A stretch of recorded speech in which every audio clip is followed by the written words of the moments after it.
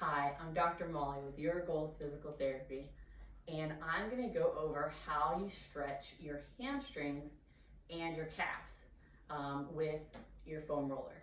So it kind of blend into each other. So, and then the same exact setup, basically. So, I'm using a 36-inch foam roller, so that's the length, and then the diameter is a 6-inch diameter. This is considered the high density, so this is the black foam roller. There is a kind of less dense one, it's the white one, but if you're new to this, that white one is more than enough. So, how do you set it to stretch the back of your legs and your calf? You simply sit back over here.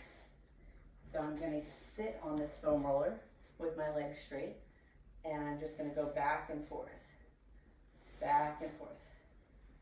So I'm rolling from just the back of my knee, so not really into the crease of my knee, but just above it, all the way to where my sits bone is. So just rolling. And the nice thing about these is you're just letting everything relax. So you don't want to tighten the back of your legs, you want to let them kind of smush, for lack of a better word, over this foam roller. Right? Because if you're way up here, you're not really getting a stretch. You got to kind of smush into the foam roller to get a good stretch. And you can roll your feet one direction and roll them another to kind of different parts of that hamstring. And then that also works for your calves. So you just start on one end and you just roll yourself.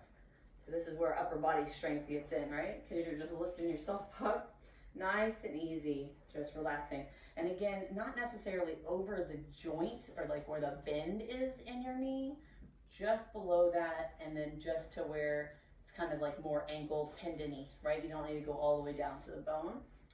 So you're just gonna go nice and easy. And then you kind of move your feet out, move them in, and you go at the pace that's good for you. I don't like to count like the number of reps because that's just not who I am. So if I'm really trying to get a good stretch, then I'll set up a timer so that I can spend a certain amount of time on each body part. So maybe a minute here, a minute on the front, a minute on my IT band. So that's kind of how I deal with my foam roller. And by the end of it, you should feel like you got a pretty good stretch. So I hope that this information is helpful. You guys have a great day.